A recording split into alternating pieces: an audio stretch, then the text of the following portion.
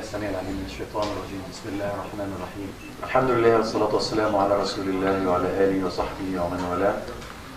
أشهد أن لا إله إلا الله وأن محمدا رسول الله صلى الله عليه وسلم. اللهم اجعل جمعنا هذا جمعا مرحوما واجعل تفرقنا بعده تفرقا معصوما ولا تجعل فينا شقيا ولا محروما.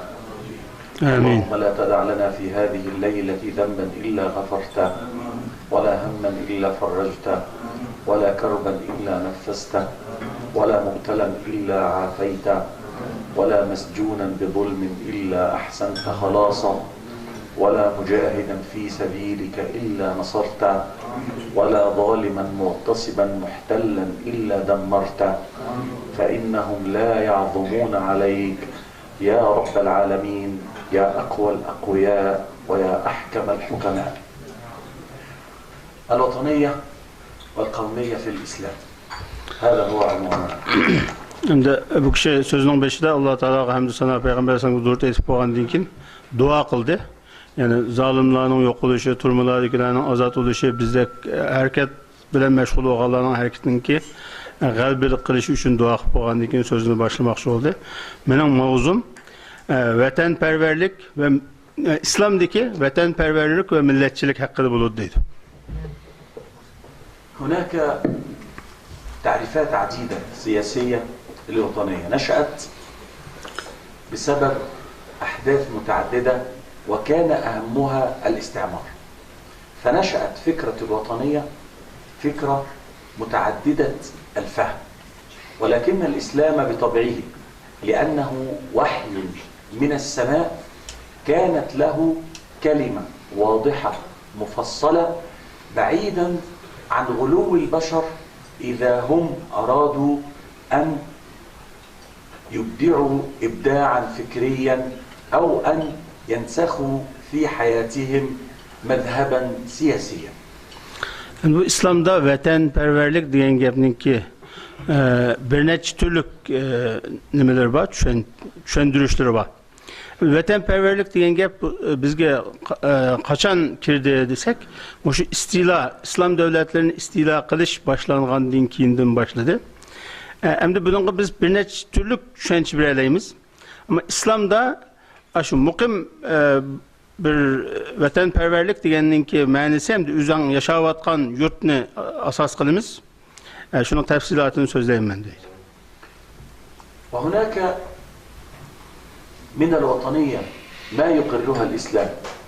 هناك وطنية الحنين إلى الوطن. النبي صلى الله عليه وسلم نظر إلى مكة وقال والله إنك لأحب بلاد الله إلينا ولولا أن قومك أخرجونا منك ما خرجت. هذه وطنية الحنين وهذه يحبها الإسلام ويقويها في الإنسان، يقوي فيه الوفاء للمكان الذي نشأ فيه.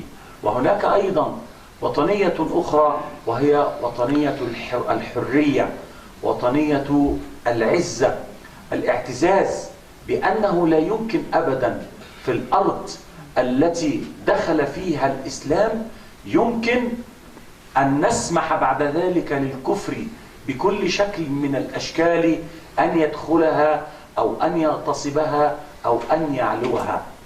وهناك وطنية المجتمع حينما نكون في مجتمع متعدد الأعراق، مجتمع يحكمه الإسلام ولكن فيه المسلم، فيه البوذي، فيه الهندوسي، فيه المسيحي، فيه اليهودي. ينبغي أن يكون هنالك شكل من أشكال الوطنية والتي تعني حماية الوطن، وأن يكون كل الذين يعيشون فيه أيا كانت أديانهم أو أعراقهم مستفيدين بثرواته وحامين لهذه الثروات. هذه أيضا وطنية يقرها الإسلام، وطنية المجتمع. İslam dini kabul kılıdığan vatanperverlikinin iki tarafı var. Birisi bizning qalbimizdagi biz yashab o'sgan vatanga, yurtqa bo'lgan muhabbatimizdan chiqqan vatanparvarlik. Mesela Peygamber Aleyhisselam'ın Mekke'den Medine'ye hicret qilib mangan vaqtida Mekke'ye qarab turib degan gapi, agar mening qavmim meni sendan chiqarmagan bo'lsa, men sendan hargiz chiqib ketmagan bo'lardim. Sen, yani ey Mekke, men tug'ilib o'sgan shahar, dunyodagi menga eng suyumlik bo'lgan vatan sen degan. Yani demek bu içimizdeki özümüz ösüp yetilgen vatanga bo'lgan sevgiden çıkan bir vatanperverlik. Bunu İslam kabul kılıdı. Yani İslam'da muşunda vatanperverlik var. Yani İslam kabul kılıdığan yeni bir vatanperverlik ne desek? Bir vatan var. Bir vatanda bir neçe türlük dinler, bir neçe türlük dinge itikat kılıdığan kişiler yaşaydı. Yani bu cemiyetninki vatanperverliği dep atıldı. Şimdi biz mesela bir vatanda yaşayımız. Bu vatanda Yahudi mi var, Hristiyan mı var, Budda diniga itiqad qiladiganlar bor, ammo hammamiz mushu vatanninki egalari. Bu vatanninki boyligi hammamizning. U vatanda bor noz ne'matlar hammamizning. Ammo buni qo'g'dash vazifasi hammamizning. Unda bo'lgan ekan biz musulmon bo'lish üstümüzden shu vatanni qo'g'dashga islom tarafdan mukallaf, ya'ni islom bizga shuni qo'g'dashni buyurgan. Bunu mu İslam itiraf kılıdı? Yani yüzümüzden kalbiden çıkan sevgi tarafından bo'lgan vatanperverlikni İslam kabul kılıdı. İslam'da bana ise yok değil olmaydı. İkincisi bu, şu bir neçe türlük milletler, bir neçe türlük dinge itikat kılıdığan bir neçe türlük kişiler yaşayan vatanını qo'g'dash vazifesi mi bizim üstümüzde düşken? Onu mu İslam kabul kılıdı? أما الوطنية التي لا تتفق مع الإسلام ويرفضها الإسلام وطنية العرق والتناحر. İslam dini kabul kılmaydığı vatanperverlik hasıl etsek, İslam dini kabul kılmaydığı vatanperverlik bu ırkçılıktan kirip çıkan vatanperverlik. حينما أوقع اليهود في لحظة بين رجل من الأنصار ورجل من المهاجرين تذكر الرجلان، تذكر الصحابيان أيام الجاهلية، ذكرهم بها اليهود في لحظة فكاد يتشاجران، فأتى إليهم النبي صلى الله عليه وسلم وقال دعوها فإنها منتنة. هذه عصبية لا نقبلها ولا نحبها. وهذه العصبية في الواقع تطورت في عصرنا الذي نعيشه في بلاد المشرق وفي بعض البلاد الأخرى التي حدث لها احتلال.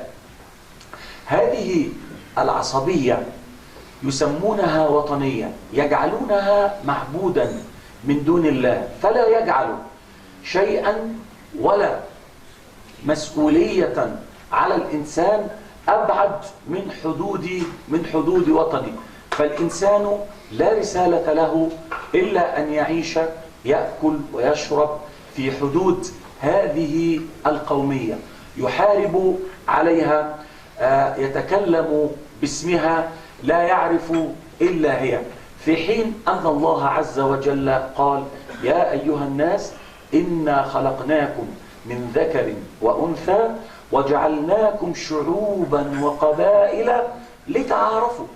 جعلناكم شعوبا وقبائل لا لتناحروا ولكن لتعارفوا. وبالتالي فإن القومية التي تسبب عصبية التناحر والتصادم هذه قومية لا يعرفها الإسلام، ولكن كما قلت يحاربها ويسميها النبي صلى الله عليه وسلم إنها منتنة. ما معنى منتنة؟ منتنة يعني سيدة.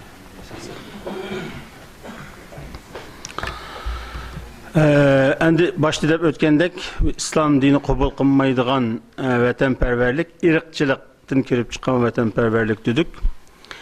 Endi İslam dininde milletçilik mi var aslında? Ama o milletçilik öz aramızdaki uruş ciderge, yoki ayrımçılıkka, birbirimizni kemsitishga sebepçi bo'lmagan ahval aslida bo'lishi kerak. Endi vatanperverlik mi İslam dinini başta deb ötkendek İslam dini kabul kılgan vatanperverlik var. kubul kılmaydıgını var dedik. Bir Yahudi bilen bir sahabe yerlik bir kişi uruşup kalan vaxtıda Peygamber Aleyhisselam dediğinde de bunu koyup koyalım. Bu İslam kubul kılmaydıgan bir millet vatan ırkçılık sebepçi bulavatkallık için bulanın uruşu dedi. Bu İslam'da yok deyip onu itiraf kılmagan. Kur'an-ı Kerim'de biz silahını netçen millet, netçen kavim kılıp yarattık. Ne için? Silahının birbirine tunuşunla ve birbirine bilen tunuşunla için. Yani birbirine uruşunla, birbirine ayrımçılık kılışınla için emez. Birbirine tunuşuş ve hemkarlışınla için değilgen bu ağaçka ayette. Bu bizimki milletçilikimiz, ya ki vatanperverlikimiz, ayrımçılıkka, ırkçılıkka elip bağımıgan ahval aslıda olsa, İslam onu kabul kılırdı. Irkçılıkka verip kalan ama bu İslam'ın talimatının sırtına çıkıp kalan bulurdu. أيضا هناك وطنية بدأت تظهر في أيامنا هذه يرفضها الإسلام بشدة وهي وطنية القبول بالأمر الواقع، القبول بالذل.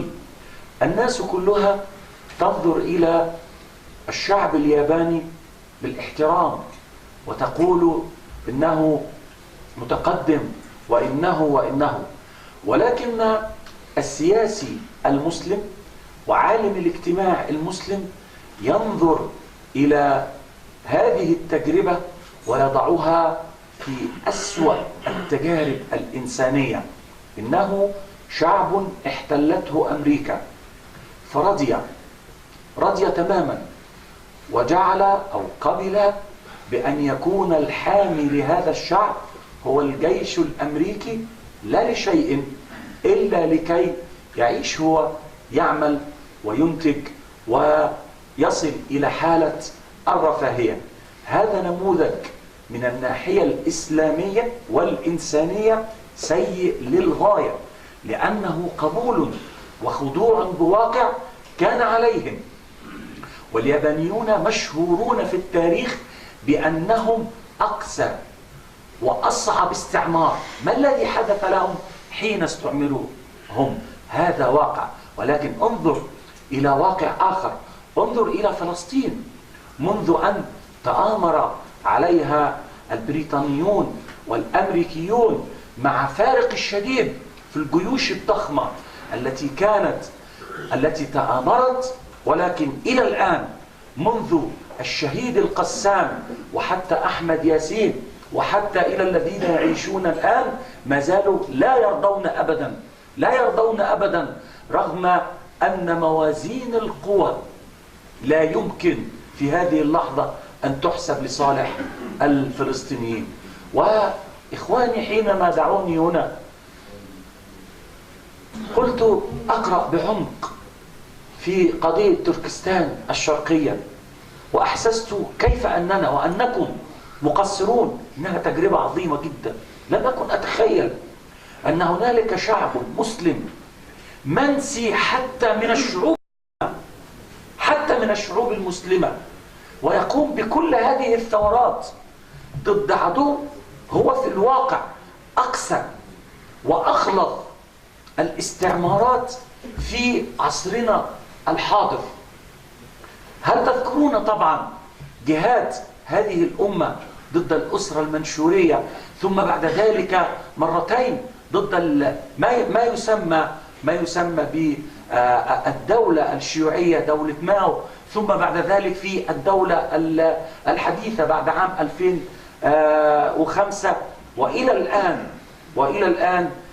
قبل أن أنزل إليكم أيها الأحباب كنت أشاهد الأخبار وهم يتصرفون بمنتهى القوة وبمنتهى العزة ويقتل منهم الآن مجموعة نسأل الله أن يكونوا من الشهداء ونراهم يحملونهم وكأنه أمر عادي لأنهم جميعا كشعب أصبحوا مثل الشعب الفلسطيني، أصبحوا مثل الشعب الكشميري، أصبحوا مثل الشعب البوسني، أصبحوا مثل الشعب الشيشاني.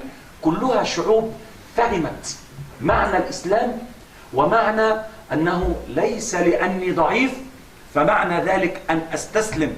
إن الإسلام في قلبي يجعلني أقوى الأقوياء حتى ولو رأيت أمامي العالم كله ضدي لأنني أحمل كلمة الحق. كل ما كنت بدعا من الرسل اليوم أكملت لكم دينكم وأتممت عليكم نعمتي ورضيت لكم الإسلام دينا.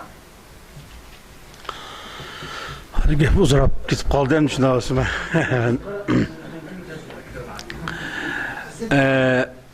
Başta digine endi halka İslam kabul kılmaydıgan vatanperverlik yoki milletçilikten birisi.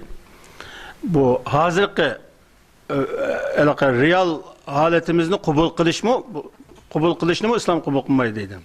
Mesela bu İslam devletleri de hemiste vay yapılıklı unda halık bunda halık bek terakki kılgan bek ahlak millet depna çoğun bilimiz. Emniyette bolsa yapılıklı kanda millet neçe 10 yılının yani Amerika'nın istilasını kabul kılıp kilovatkan bir millet. Yani aslında ilgili yapılıkla da emesti. Müşkinki zamandaki yapılıkla hazır kadar bugünki kadar Amerika'nın istilasını kabul kılıp asker turgusu şunun makul dep himaye kıpırmızlısı makul dep turvatkan bir halık. Bulanınki o aşı istila mustemliki başkalarının mustemlik kılışını kabul kılgan bir halık ne? Bir millet ne? Biz o üstün millet diyemeyiz. Onu İslam kabul kılmaydı onda deyişini. Çünkü o yapılılıklı mesela Palestinlik bilen seyirleştirdiğin bolsak, gerçi İsrailiye Palestinli bir sıvağılı neçe 10 yıl bolgan 60 neçe yıl boldu. İsrail'e şunda güçlük tusumu, şunda zamanıvi kurallarla kurallangan askerlerinin sanı şunca köp tusumu, Palestin halkı şunda aciz kuralsız turup mu? Meyli aşo şehit Kassam diyen kişinin zamanında olsun, çünkü Ahmet Yasin'inki zamanında olsun, bugünkü kadar Palestinlikli İsrail'e baş egmedi. Hazır kadar özünün kurallık hareketini devam kıldırıp geldi. Kandikin mao şereflik millet. İstilanı kabul kılgan. Yani hem de hazır bizimki reallıkımız, hakikatimiz istilanı kabul kılışını ibaretken de kabul kılgan bir milletin üstün kürüşünü İslam dini kabul kılmaydı. Yani biz bu meselen hem de kolumuzdan kelgençe mücadele kılışımız lazım. Bu bizim başında kara milletki oynayıp kalımız. Gerçi yapıllıklı şunda terakki kılgan turup mu? Yani ulanınki bizden üstün turuşunu ya ki üstün bilişimizni İslam dini kabul kılmaydı. Bunda milletçilikini kabul kılmaydı demekçe. Yani ben silaninki sözlü teklif kılıngan dinki ben Türkistan'ınki tarihini bekçik bilmeydim az bilsem mi? Yani bu braderle bilen kürüşeştim burun bulanınki tarihini bir okup küreydep silaninki tarihini ve Xitayninki silerge kılıvatkan zulümlerini bir kata okup köydüm deydim ya kiliştim burun. Hem de bu Xitay milletine ait bek rezil millet ikelliki üzün tarihi de zaten yazıqlık. Aşı Mancu devrinin tatif hazır kadar aşı başkalarına zulüm kılıpla kelgen bir milletken. Hazır mı bugünkü gündümü silerge şundacık zulüm kılıvatkan bolsu mu? Hem de sile Müslüman braderlerimiz durup sileninki davayınla o İslam dünyası tarafından untulup kalışı bu bek içinişlik bir vaka. Aslında Müslümanlar üzünün meselesi kilam köngül bilmey, şu silerge okşaş zulüm aslındaki milletlerinin kimi meselesi köngül bilişi lazımdı. Onun dikinden biz milletçi olan buluttuk, onun diki vatançı olan buluttuk. Yani onun untulup kalışı buna ait içinişlik vaka. Yani şunu sözlep kelip endi şu Xitayninki bizge kılıvatkan vahşilikleri, zulümleri mesela bügenme alaka boğan avayetini dedik ki onlar giyimine çıkışıyorlar. O havanın bu kişi anlattı. Onu buna ait içindim, efsulandım deyip şu doğruluk yapılgan oldu. Yadım kalan asas mezmun şu anda. Kam kalan yeri olsa tuluklu sana buldum. Ben onun kabul yapmam. Hata lokma sana bulmaydı. Ama kam kalan bolsa, ma kam kaldı sana eyip emez ki bir insan. Biraz kam kaldı. Hoş. Sizin bu şu vakit kadar Xitayga qo'lon bir taqobil turib kelibsizlar. Men bu bo'lgan vaqam shuncha vada Xitoy kuchliq turibsizlar. Bular qarshi turib kelganligini Checheniston xalqiga o'xshash, Kashmir xalqi, Palestin xalqimizning bir izzatli sharafli millatligini. To'g'ri, shuni dedi. O anlash maqsadim degan gapni anlay oldingmi yoki takrorlab beraymi aqdik? Ha? Anlaganimizdan takrorlab berma. خلاص بس طولت شويه فصعب اختصرنا. الحاشيه اكبر من المتن. ايوه كده نعم. والحقيقة نحن نسأل لماذا كافحت فرنسا ضد الاحتلال النازي؟ ولماذا biz hemiş sorayımız yani Fransiyeliler ele Naziler değil galiba Fransiyani bize gallos gerek. Ha Germanlar mı? Germanlar karşı neçe 10 yıl mücadele kıldı. Kurallık hareket kıldı. Nimiş koşullara karşı inkılap kıldı. Şunu sorayımız. نعم. ولماذا أيضا كافحت جزيرة كوريا وهونغ كونغ ضد الاحتلال الياباني؟ ولماذا أيها الأحباب هم يريدون لبعض القيم أن تعلو عندهم هم، أما عندنا فينبغي أن نرضى بما يفرضونه علينا. هم فرضوا في الأمم المتحدة أن البوسنة دولة تابعة للجبل الأسود، فعلى أهل البوسنة الذين ضموهم قسرا وغصبا بعد أن كانوا أمة مسلمة مستقلة عليهم أن يسمعوا لكلام الأمم المتحدة. وهذا هو ما يحدث في فلسطين، وهذا هو ما يحدث في تركستان. هم يرفضون المبدأ الذي يريدون أن يفرضوه علينا، ولهذا نحن نحرر الفهم حتى نعيده إلى أصله، ثم بعد ذلك ننظر، لأن هذا الفهم له تكلفة علينا، له تكلفة. نحن لم نأتي هنا لنتثقف، ولكن أتينا هنا لنحمل رسالة، أتينا هنا لنحمل رسالة. الثقافة أسهل شيء الآن يستطيع الإنسان أن يتعلم وأن يحصل على الدكتوراه وهو جالس في منزله. تجلس في منزلك الآن وتحصل على الدكتوراه طالما تملك بضعة آلاف من الدولارات وطالما تملك وقتا متفرغا. ولكن حامل الرسالة يختلف تماما، فهو لا يحمل ثقافة ولكنه يحمل عناء ويحمل جهدا وجهادا.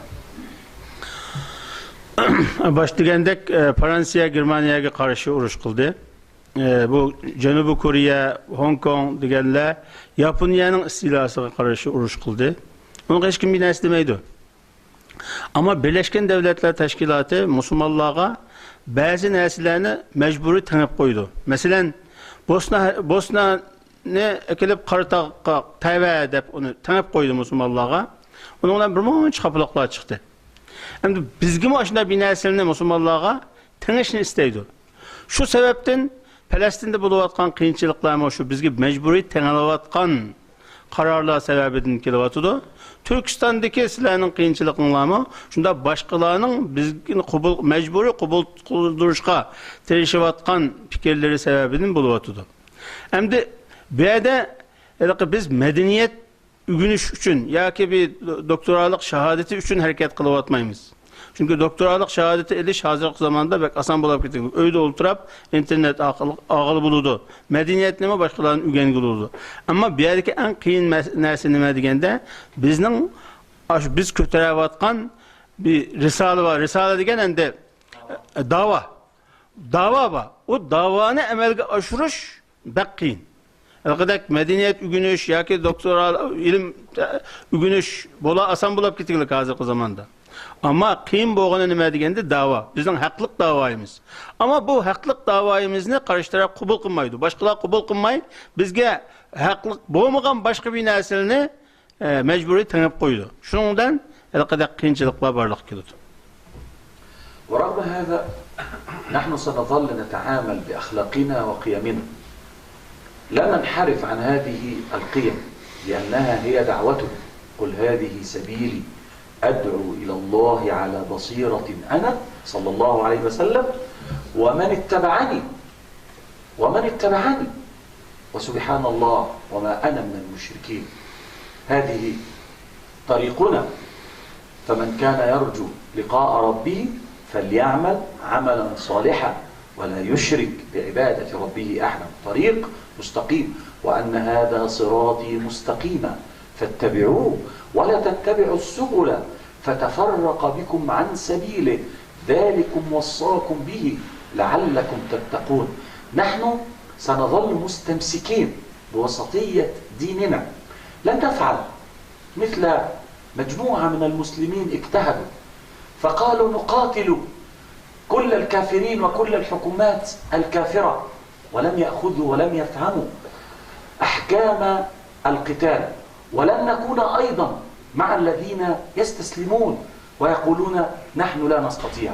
فلا غلو في الإسلام ولا تقصير أو خنوع. Başkalar bizge nimeni tanısın, nim bolsun, biz özümüzün doğru yoldan vazgeçmemiz. Çünkü Kur'an-ı Kerim'de ve hadiste bizning yolumuz muşu doğru yol. Muşu yoldan vazgeçiş yok, arkaga çekiniş yok dep geldi. Buyruk kelgen boğaçka biz başkalar bizge nimeni tanısın, nim bolsun, biz şu özümüzün doğru yoldan vazgeçmemiz. İkincisi, İslam dini bolsa bu otturhallıkni asas kılıngan bir yol. Endi biz şu otturhallıkımızı çıng tutkan halda bu doğru dava yolumuzda çıng mağımız, çıng turumuz. Bazı Müslümanlar İslam dininin ki buyruklarını çekidin aşur etip biz dünyada kafir devletiyle buldukken onunla uruş kılışımız gerek, cihat kılışımız gerek deydi. Bu çekidin aşur vatkalık.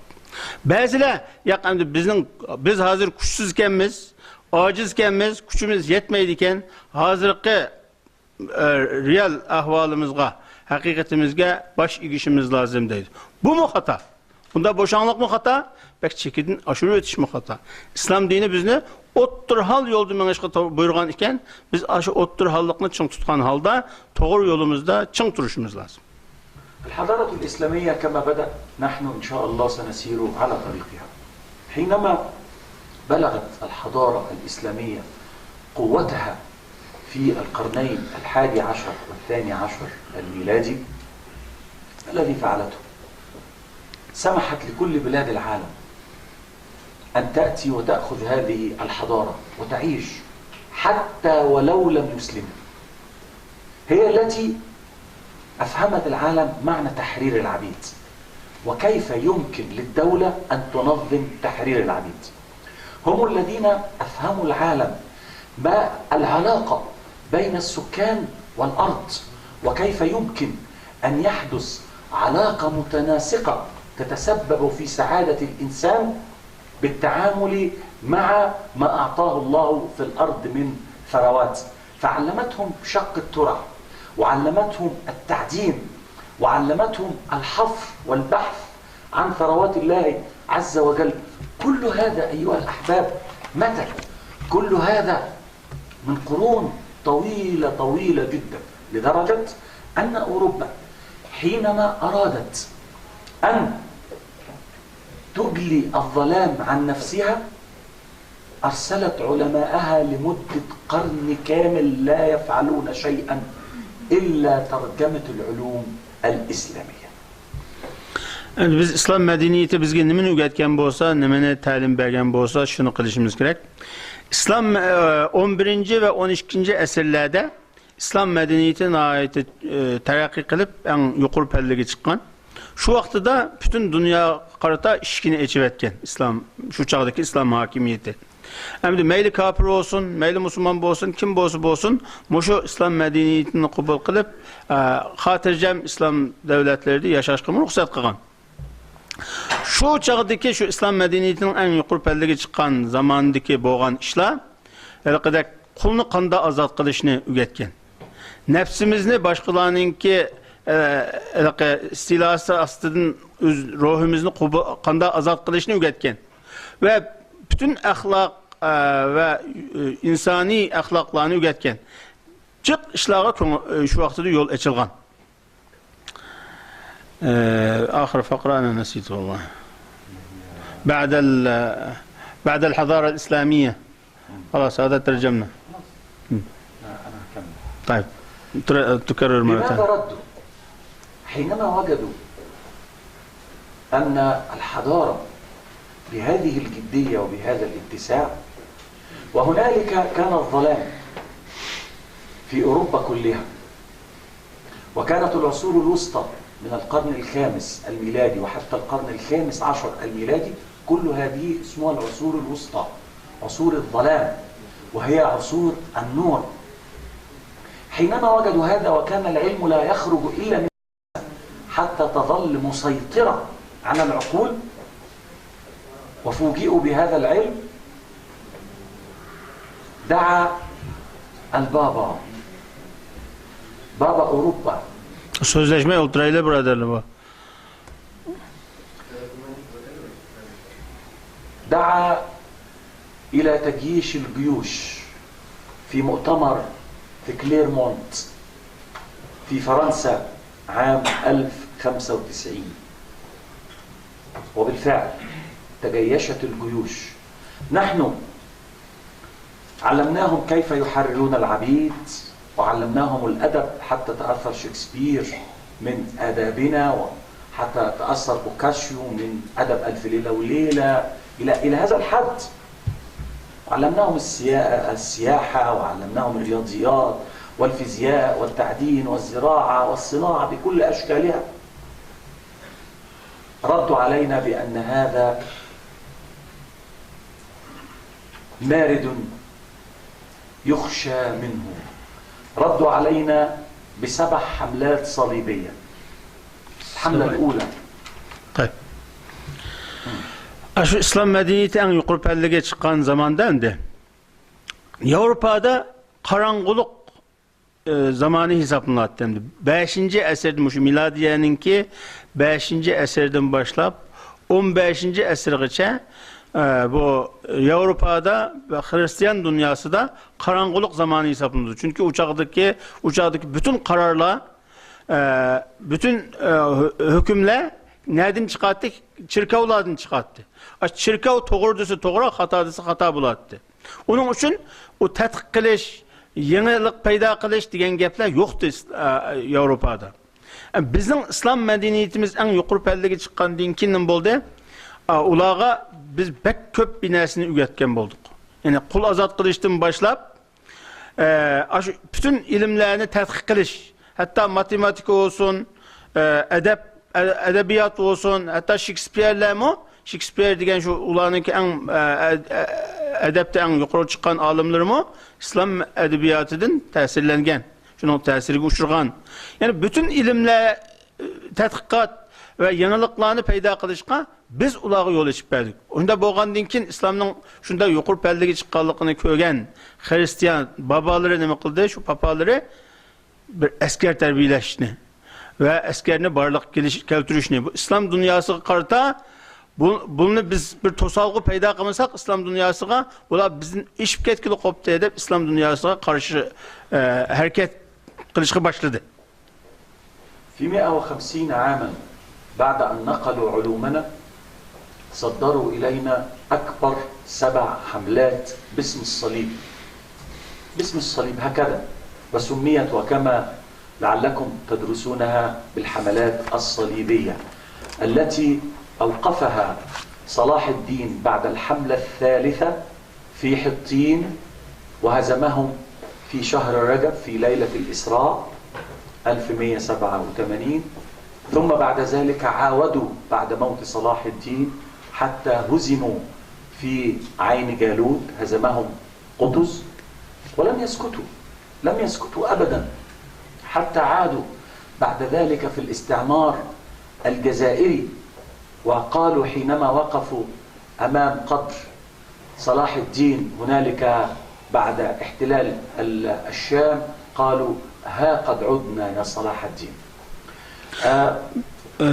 ما ذكرنا 7 أنواع 7 الهجم من الحملات، ما نذكر ولا سنذكر بعده. Endi şu vakalar bo'lgan 150 yildan keyin İslam medeniyetininki shunda tezlikda taraqqiy qilayotgan va yuqori o'rlayotganligini ko'rgandan keyin Hristiyanlar uyg'ondi dedi. Yevropa uyg'ondi shundan keyin. Bizga qarshi harakat qilishga boshladi, ammo shu bizga hujum boshlashiga biraz yildan ortiq vaqt ketib qoldi. Bizga 7 tarafdan hujum qildi. İslam dunyosiga, islomga 7 tarafdan hujum qildi. Ve neticede ular bir mezgilgacha g'alaba qilgan bo'ldi. Yani bizning muhim shu bizga bo'lmasa bo'lmaydigan muhim qimmat narsalarimizni yo'qotdi ular. Ondan keyin nima bo'ldi? Salohiddin Ayyubiy chiqdi va ularga qarshi hujum boshladi, xristianlarga qarshi. Salohiddin Ayyubiy g'alaba qildi, xristianlar mag'lub bo'ldi. Bir mezgil o'tgandan keyin yana ular bizga qayta hujum qildi va g'alaba qilgandan keyin nima dedi? Biz endi yo'limizni topdik dedi. Endi hozir bu kishi shu 7 turlik hujumninki tafsilotini so'zlab bermoqchi. في حملات الاستعمار الأخيرة في القرنين الثامن عشر والتاسع عشر كانت حملات بكل أشكال الاستعمار، وظهر ما يسمى المستشرقين.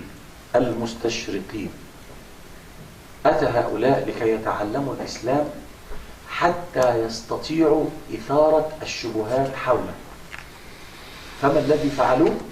أكثر من نصفهم أسلم دون أن يدعوهم أحد، لأنهم عرفوا الإسلام بعمق. انظر إلى العكس.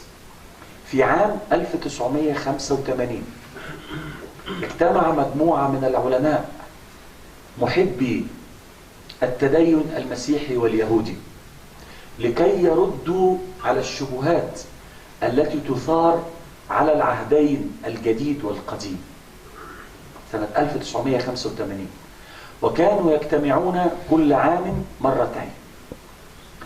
انتهى بحثهم في 2007 عام 2007 منذ 6 سنوات إلى الآتي أن 82% من الأقوال المنسوبة للمسيح عليه السلام في الأناجيل كلها لم يقلها، وأن 84% من الأفعال التي نسبت للمسيح عليه السلام لم يفعلها.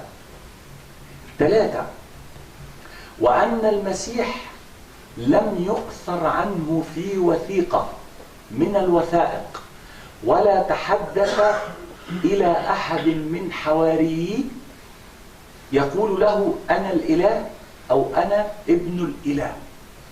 هم يحبون دينهم فظلوا يدرسون فيه أكثر من 20 عاما ليصلوا في النهاية إلى صدمة كبرى أنهم لا يملكون وحيا، في حين أنهم حينما دخلوا على الإسلام يريدون أن يطعنوا أكثر من نصفهم أسلم. أرأيت الفارق بين الدعوة التي تحملها بين جنبيك وبين الدعوات الأخرى حتى التي يقال في بعضها أنها دين أو أنها وحي من السماء؟ Endi ayet türlük tafsilatga kirishdan burun mana tarafga o'tib ketib qoldi. Mushu 1918 ve 19 asrlarga kelgan vaqtida Hristiyan dunyosining islomga qaratgan hujumlari bek chekidan oshdi deydi. Hatta ular bizga hujum qilish uchun nima qildi? Islom dunyosiga nihoyat ko'p sonda o'quvchi o'tdi. Bu o'quvchilarningki kelishdan maqsadi islom dinini shu biz qanday o'qigan bo'lsak boshlang'ishdan boshlab universitet bitgan qadar to'liq o'qib oxirigacha islomni eng yaxshi tushunib, undan keyin bizga shu o'zing bilgan bilimi orqali hujum qilmoqchi bo'ldi. Natija nima bo'ldi? Minglagan xristian o'quvchilar kelib o'qidi ve ularning yarmidan ko'pragi bir kim islom diniga da'vat qilmasimi, islom dinini yaxshi tushungandan keyin musulmon bo'lib ketdi. Üzüle özü. Bu bir mesele. Bundan keyin qolgan musulmon bo'lmaganlar ham o'zini mustashriq deb ataydi. Mustashriq degan o'zi musulmon emas, ammo islom dinini yaxshi tushungan olim degan bo'ladi. Ama bular islom diniga qancha xato tarjimalar orqali, xato nimalar orqali kitoblarni yozish orqali dushmanlik qilish qildi. 1985-yili kelgandimi bu Hristiyan olimlari her yılda 2-3 yerga 2-3 qatim yig'ilib o'zining dinini tadqiq qiladigan bir hay'at qurdi. Şu tadqiqot harakati bularning 85-yili boshlangancha 2007 yılgacha davom qildi. 2007 yılı tadqiqot tugagandan keyin bular bayonot e'lon qildi. Shu bayonotda nima deydi? Hozir shularninki xristianlarning qo'lida bor Injilda yozilgan, o'zining muqaddas kitoblarida yozilgan, shu İsa Masih deydimdi İsa alayhisalomni.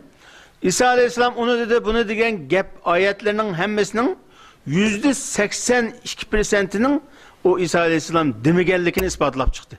Shu 85 yildan boshlab 2007 yilgacha o'zining xristian dinini tadqiq qilgan olimlar o'zi bu hozirgi muqaddas kitoblarimizga yozilgan so'zlarning 82%ni İsa alayhisalom demabdi ekan deganini isbotlab chiqdi. Undan keyin yana shu kitoblardagi İsa alayhisalom uni qilgan, buni qilgan degan qiliqlarining, qilgan ishlarininki, ish izlarining %84%ning yolg'on ekanligi. Ya'ni İsa alayhisalom qilmagan ishlarni shu atrofidagi kishilar shuni qilgan deb yozib qo'yganligini isbotlab chiqdi. Undan keyin İsa alayhisalomning hech bir zaman hech qanday o'quvchisiga yoki agashuvchisiga men Alloh yoki Allohning o'g'li degan gapni demaganligini isbotlab chiqdi. Bu haqiqatlar bo'lsa xristian dunyosi uchun nihoyat cho'ng bir nima deymiz endi mufojaa, sürpriz. Sürprizning uyg'ursini bo'ldi. Cho'ng yangilik bo'ldi. Zarba bo'ldi. نسأل أنفسنا في هذه الأيام أليس من حق كل دولة مسلمة صغيرة أن تستقوي بالدولة المسلمة الأكبر؟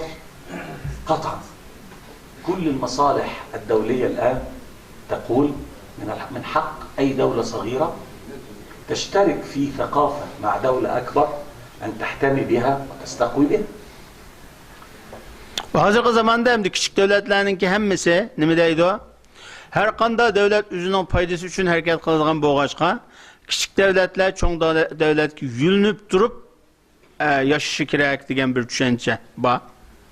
ومن حق كل ثقافة في الأرض أن تحمي نفسها بل أن تنشر نفسها، لأن مواثيق الأمم المتحدة التي وضعوها هم قالت إن من حق كل ثقافة أن تنشر نفسها في كل أرجاء الأرض ما دامت تنشرها بالأدوات السلمية. BDT'ninki qonunda endi har qanday bir madaniyatning o'zini boshqalarga tunutish va butun dunyoga taratish haqqi bor deydigan bir qonuni bor. Endi uning shartida nima yoziladi? Shu o'zining har qanday millat o'zining madaniyatini dunyoga tarasi bo'ladi, ammo tishliq yo'li bilan tarasi bo'ladi deydi. الأمريكان في عام 1776 أعلنوا استقلالهم، ثم دخلوا بعد ذلك في معارك فيما بينهم حوالي 90 عاما، ثم بعد ذلك في عام 1865 استقروا وبنوا خلافة أمريكية. 50 دولة جعلوا لها حكومة فيدرالية واحدة. ليسوا هم فقط. الاتحاد الأوروبي 1900 كم؟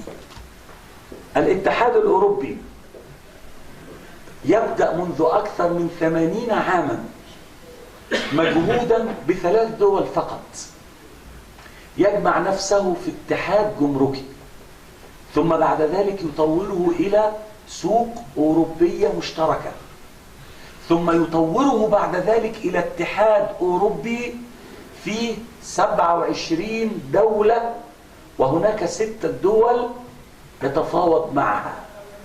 خلافة أوروبية. فرنسا تشكل مجموعة الفرنكوفونية،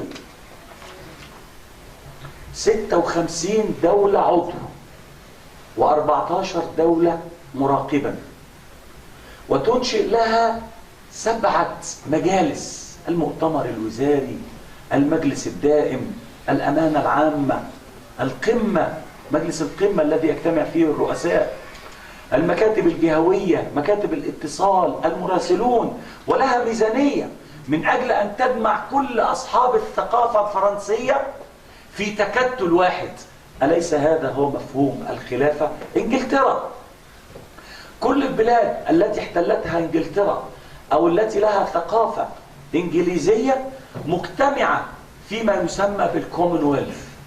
الكومنولث فيه 35 دولة و25 مقاطعة ينظمها مؤتمر قمة رؤساء. إذن العالم كله يكتل نفسه ويأخذ منا نحن فكرة الخلافة، ثم يأتون الآن ويقولون لنا هذه فكرة ماتت كفاكم تخلفا. Endi ibaretin degandek BDT'nin kanununda her kanda medeniyet üzünün tunutuş ve başkalarına tartış hakkı var. Tişlik yolu bilen buludu deydi. Ama bizning musulmonlarning meselesi kelganda nima qiladi?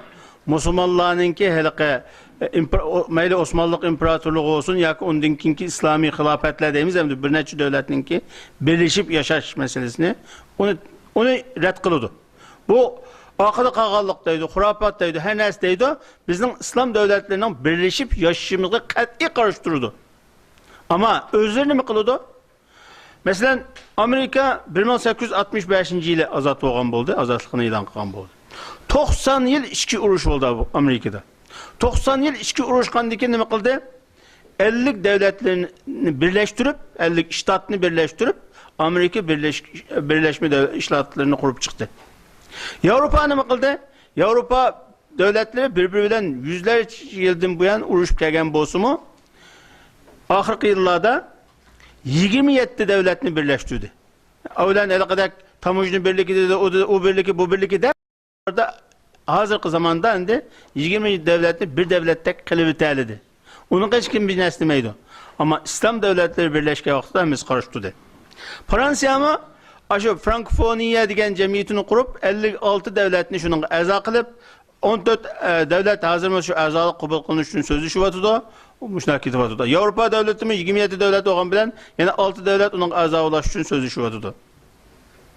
Demek Angliya mı şunda? Angliya mı helaqadak Commonwealth degen bilmesini kurup onun 35 devletini əza kıldı, 25 onun içinde 25 tane avtonomiya əza mesela. Ona birlik kursa birleşse bulurken o İslam devletleri birleşip kasıp olmaydı. وهم صرحاء. الآن فقط أنجيلا ميركل تستغل مظاهرات تقسيم وتضغط على الاتحاد الأوروبي في تأخير مفاوضات دخول تركيا للاتحاد الأوروبي، لأنهم يقولون بكل وضوح دخول تركيا يعني أن الاتحاد الأوروبي بدولة 75 مليون مسلمة سيجعل الاتحاد الأوروبي 20% منه مسلما.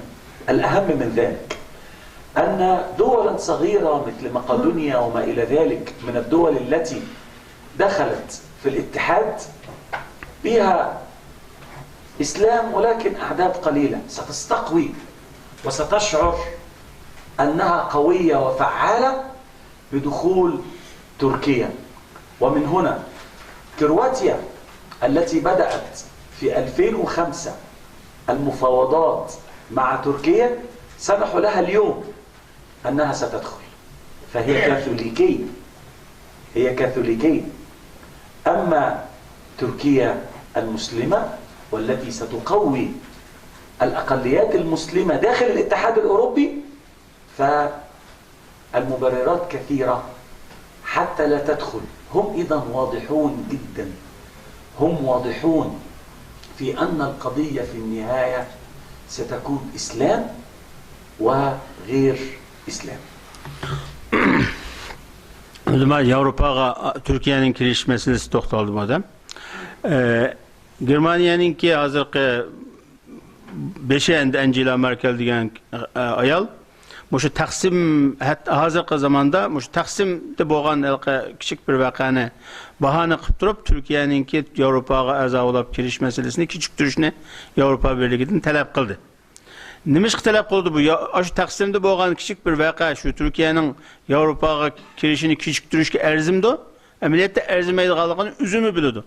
Ama asıl mesele nerede bir dese, Türkiye'deki 75 milyon Müslüman nüfusu var bir devlet. Avrupa Birliği'ne aza olup kirse, bütün Avrupa'daki asıllık Müslümanlar köp sallık kayınıp kaldı. Avrupa'nın %20% Müslüman bulup kalan buludu. Asıl bulanın derdi üyede. Bu mesela Makedoniya mı Müslümandı? Kroatiya Müslümandı. Ulanı kabul kıldı. Nimiş kabul kıldı? Makedoniya Müslümandı. Kabul kıldı. Nimiş kabul kıldı? Çünkü o Müslüman boğusu mu sanı az. Onun tesiri olmaydı Avrupa'ya. Ama Türkiye'nin sanı köp boğalık için onu kabul kılış. Kınmaslık için her xil bahanelerini tepki geldi. Yani Kroatiya Hristiyan boğalık için 2005'te talep koydu. Bir de kabul kılınıp oldu. Ama Türkiye 45-50 yıldan bir yan aza olumuzdaydı. Hazırlıkça onu küçüktürüp kilvatırdı. Demek bir de Hristiyan dünyası ile Müslüman dünyası oturusunda bir dokunuş bağ, aşkara. الآن نحن أمام حقيقة أنه قد وجب الجهاد بكل أنواعه وأهم الجهاد جهاد اللسان وجهاد التعليم والجهاد السياسي فهذا أصبح متطورا جدا وأصبحت تجربة المسلمين فيه غاية في الروعة. أنا مصري في العشر سنوات الأخيرة قبل الثورة بل في 9 سنوات اعتقلت 12 مرة 12 مرة اعتقلت من عام 2002 إلى عام 2011. الرئيس مرسي اعتقل. كل الذين يمسكون بمسؤوليات الآن معتقلون. كان لدينا يقين ونحن بداخل المعتقلات وهم يسحبوننا من بيوتنا ويغلقون شركاتنا ويأخذون أموالنا من بيوتنا أمام أعيننا، يأخذون مصروفات البيت اليومية، يأخذون سياراتنا ويصادروننا، يغلقون شركاتنا بغير قانون شهورا طويلة، ويذهب الموظفون فيها ولا يأتون. لكن كان لدينا يقين أننا نحن الذين نسجنهم ليسوا هم الذين يسجنوننا. الإسلام تلقت في قلوبنا. كان لدينا إخوة معتقلون ماتوا على أيدينا بسبب سوء صحتهم وسوء العلاج. رأينا أشياء لو رآها الناس من بعيد لقالوا ما هؤلاء المجانين. ولكن حينما انطلقت شرارة الثورة لم تجد من يحملها ويحميها إلا هؤلاء المجانين. Hazırki dünyanın hakikatini küzü tutgan bolsak, biz zadi cihat kılmasak boğmaydıgan bir hakikatki duç kelgelikimizni bilip yitimiz. Hazır cihat bütün Müslümanlığa perez olan bir vaziyet tuturvatımız. Ama zamanımızdaki en mühim cihat nime? En mühim cihat til arkalı kılıdığan cihat, kalem arkalı kılıdığan cihattır. Yani ben üzemdeki hayatımda sizlerle anlatsam, ben 2002 yıldan başlayıp 2011 yılgacha 12 xatim turmağa kirgen bir adam. Hazırki Mısır'ınki reisi Mursi'mu turmadı itti. Bizninki hazır Mısır'da hakimiyette turvatkan bütün karındaşlarımız hemmisi turmağa kirgen, neç xatimden turmağa kirgen kişiler. Yani biz turmadı yetivatkan mezgilde bizim neçe onluğun karındaşlarımız her xil kilsel sebebi, yak şöyle bulavatkan kıyınçılıklar sebebiden ülep ketken. Yani biz Mısır'daki Hüsnü Mübarek hakimiyeti yakalayıştan burun biz hiç nersemizki iyi olamaydık. Askerlik halıqanca öylerimizge kirip bizden günlük çıkım kılılgan yüzümüzün yancıqlıqı pullarını mı tasvip çıkıp tələykdi. Halıqanca bizden turmağı suluğu tələykdi. Ama biz şu kıyın küllerdi bu, umitsizlenmedik ve çokum bükün qalbi kılıdığanlığımız ne? O şeytanlığını məğlub kılıp ulanı biz sulanğan turmalağı sulaydıqanlığımızı işine ettik. Bana bugün o emelileşti. أيها الأحباب ينبغي حتى لا أطيل عليكم من نقطتين مهمتين.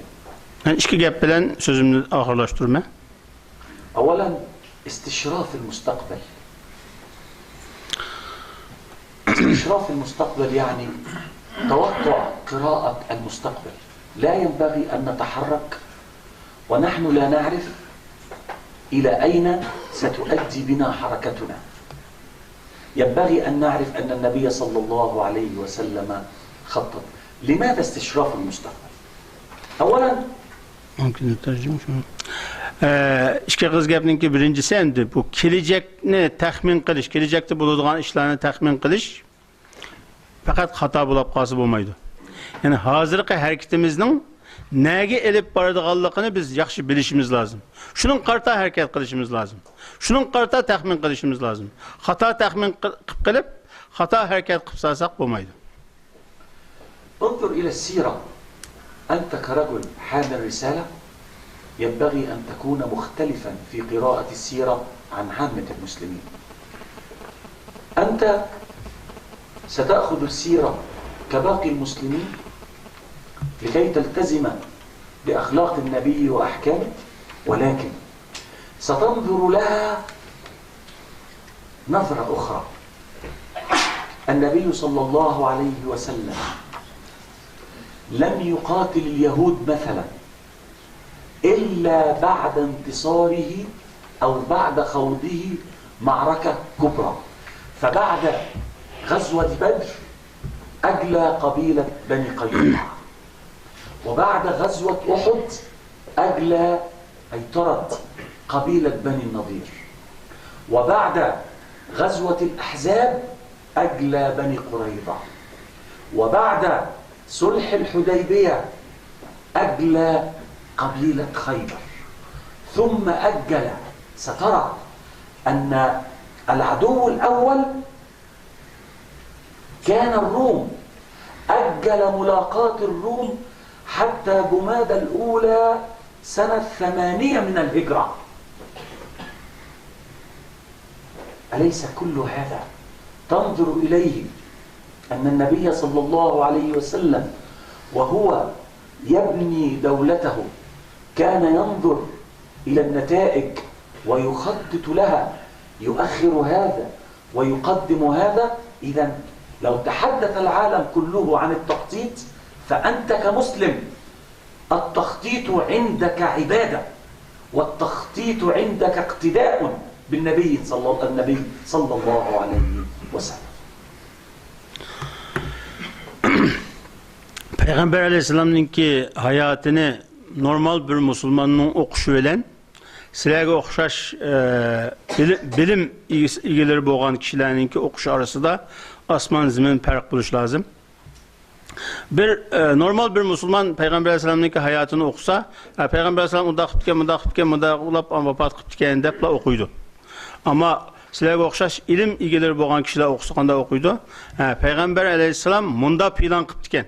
Palağını uruş üçün munda plan qılıp munda qalbi qıptken. Mesela Peygamber Aleyhisselam'ınki hayatını biz yaxşı düşengen halda okuyduğun bolsak, Peygamber Aleyhisselam küçünüp qalbi qılğın kadar Yahudilerle uruşmağan. Yahudilerle hemişe kirişim tüzgen. Yahudilerle uruşmağan. Mesela şu Beni Qaynuqa, Beni Nezir, Beni Qureyza, Hayber kabilesi degan kabillerini her birini ayrım uruşlarda mağlup kılgan. Hemmege birlam, hemmesi düşman itti bolmasa. Hemme düşmanını birlam aşuna düşmanlıkını başlagan bolsaydı, belki Peygamber sallallahu aleyhi ve sellem galbi kılanmaydı. Ama palanı düşmanını yokattı, onun dinkin pustanı düşman göttü. O düşman dinkin yeni bir düşman göttü. Ahırda en çok galbi dinkin ne kıldı? An Yahudluğa hücum kıldı. Aslında Rum, şu çağdaki Rum İmparatorluğu Peygamber Aleyhisselam'ın en çok düşmanı itti. Onun pek tekmedi. Ta 80 yıldan kin onun hücum kıldı. 8 yıldan kin. Yani o birinci katımdıla çok düşman gibi, küçük düşman gibi hücum kılgan bolsa Peygamber Aleyhisselam belki üzülmem yok olup gitti. Ama falan düşmanı yoktu bulup, pustan düşmanı yoktu bulup reddlik, nait pilallık hareket kıldı. Yani biz Peygamber Aleyhisselam'ın hayatını okuyan vaktimizde Peygamber Aleyhisselam'ın kanda plan kılganlıkını, kanda kalbi kılganlıkını ügünüp, şunu düşünüp durup okusak biz okugan bulumuz. Onun için Müslüman degenge plan kılış perizdir. ثانيا استشراف المستقبل من أجل تجديد أمر الدين، لأن النبي صلى الله عليه وسلم قال إن الله يبعث على رأس كل 100 عام من يجدد لهذه الأمة أمر دينها. لذلك أنا أتسابق. لماذا لا أكون أنا؟ لماذا لا تكون هذه المجموعة هي التي تحظى بوصف تجديد أمر الدين؟ ولذلك تسابق كل الصالحين من أجل أن يمنحوا حياتهم كلها، سواء لتعلم العلم ونشره، سواء لمقاومة الظلم، سواء لإسداء الخدمات للناس حتى لا يكون فيهم فقير. فالإسلام قاتل الفقر، والإسلام دفع عن الناس غوائله. أيها الأحباب، نستشرف المستقبل من أجل التخطيط أولا، ثم من أجل تجديد أمر دين الأمة والحفاظ عليه حتى لا يضيع وحتى لا تدخل فيه الخرافات. Bizning yaxshi plan qilib bo'lgandan keyingi ikkinchi vazifamiz o'zimiz ummatningki, millatning ishlarini yangilash. Payg'ambar alayhisalom nima dedi? Her 100 yılda mening ummetimning, islom ummatining, ya'ni islom millatining diniy ishlarini yangilaydigan bir kishilar keladi deganligi uchun bizdan ilgari o'tgan cho'ng olimlar nima qildi? Shu biz bo'lsaqkan, shu yangilaydigan kishilar biz bo'lsaqkan deb oralarida beslashdi. Endi mening sizlardan arzu qildig'im, sizlarmi shunda beslashsanglar anlarda yaxshi plan qilib, o'zimizning ishni hozirgi zamonga to'g'rilab turib, yangilab islom ta'limotini amaliyleştirsek cho'qim g'alaba qila olamiz. ثالثا لتحديد الموقف السياسي. في سورة الروم يقول الله تعالى: ألف لام ميم غلبت الروم في أدنى الأرض وهم من بعد غلبهم سيغلبون في بضع سنين. كانت معركة بين الروم والفرس، وبالرغم من ذلك أمر المسلمون بأن يأخذوا موقفا. معركة بين الروم والفرس. من أجل ذلك علمنا الإسلام الآن. تصور كم دولة يتأثر بها أي دولة مسلمة. لو عندنا في مصر مثلا نحن نتأثر ب11 دولة موجودة على وادي النيل. 11 دولة، بخلاف الدولة المغتصبة إسرائيل. تصوروا لو أننا 30 دولة مسلمة وكل دولة متأثرة ب7 أو 8 أو 10 دول، وإذا سننظر إلى العالم كله وينبغي أن ندرسه جيدا ولا نترك فيه شيئا واحدا حتى ندافع عن هذا الدين وحتى ننشره. أخيرا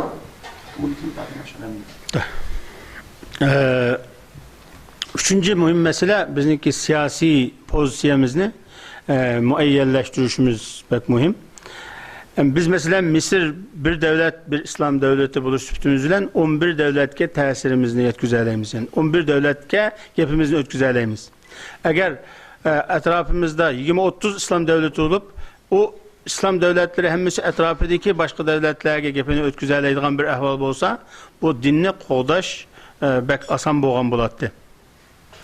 Yani biz mesela bir siyasi hareket kılavatkan bolsak bunun kimge payda kimge ziyan buludu onu tenşep durup özümüzdeki siyasi ornumuzni müstehkemleşimiz lazım. وأثناء سيرنا في الدفاع عن أوطاننا وعن إسلامنا وعن أهلنا ينبغي أن ننظر إلى السنن القرآنية الآتية. أولا bizdeki İslam'ımızı, vatanımızı, milletimizni qoğdaş üçün bizge İslam dini körsətken, təlim bergen təlimlerge obdan rəaya qilishimiz lazım. أولا أن الله سيورث الأرض للمؤمنين. لأنه قال Birinci ayetindeydi Allah Teala bu zeminni Müslümanlığa miras kaldırdı dedi ayette. قال وعد الله الذين آمنوا وعملوا الصالحات منكم ليستخلفنهم في الأرض.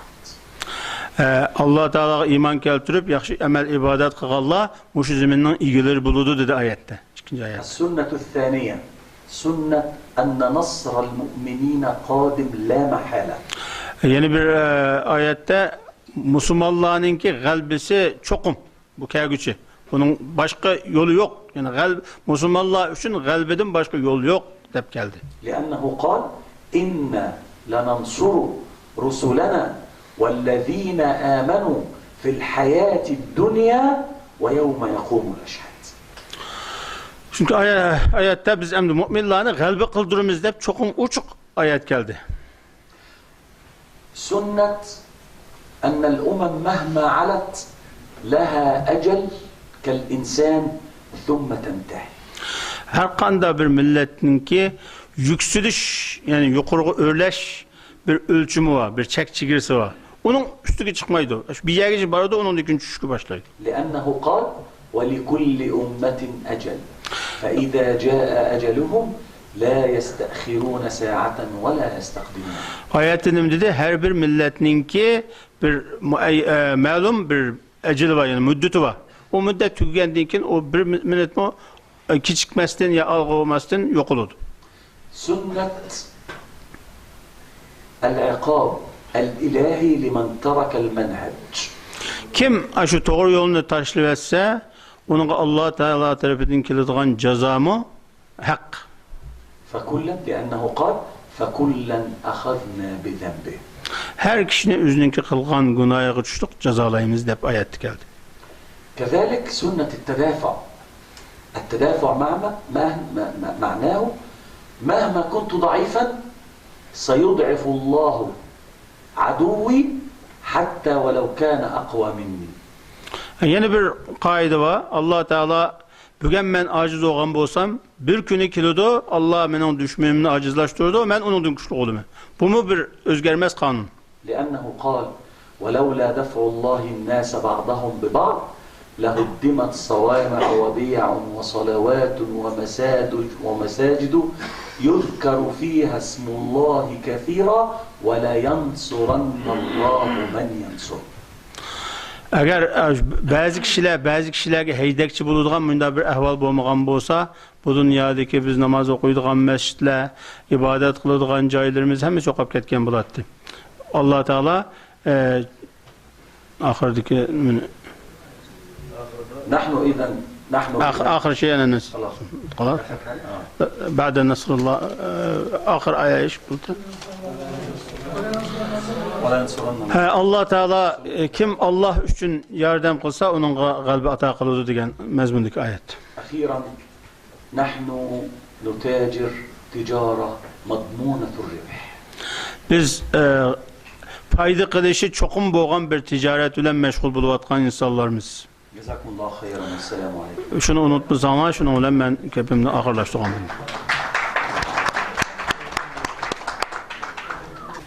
في سؤال يقول لماذا وصل وضع المسلمين لهذا الحال الضعيف؟ والسؤال الثاني لماذا لا يوجد دولة مسلمة حقيقية في العالم؟ وصل الإسلام إلى هذا الوضع لأن المسلمين لم يأخذوا بالسنن التي وضعها الله عز وجل ومنها أن من ترك منهج الله تركه الله عز وجل. Bu kişininki onun bergen cevabı hem de Müslümanlar nimişqa hazır qalığı düşüp qaldı degan sual qarta bergen cevabı Müslümanların hazır qalığı düşüp qalışı ularning İslam ta'limatı boyunca mamağallık ederken kısa cevap verdi. Sual thani ولماذا ليست هنالك دولة مسلمة الآن نحن نعيش بداية ميلاد الدول المسلمة. بدأت أيها الأحباب بدأت الانفراجة وبدأ النور من كل مكان من مصر وقبلها من تونس ومن سوريا وتركيا طبعا أنتم تنظرون لجهادها. هذه هي البدايات، وإن شاء الله سيكلل الله جهاد من يسمونهم أقليات، سيكللها بأن يجتمع كل هؤلاء ويكونون دولة قوية مهيبة الجانب. Hazır Emman'ı bilgendek Baldur Tunus'ta, Kin Mısır'da İslam devleti kuruluş olduğu turvatıdır. Bütün İslam dünyası da uygunuş bu. Hatta Türkiye'de mi Türkiye'nin kılıvatlı hareketlerini mi cihat dişki buludu. Bu inşallah uzun zamana bağmayı hakiki İslam devletlerini barlık keltirdi ve biz çok umkuşluk bulumuz inşallah.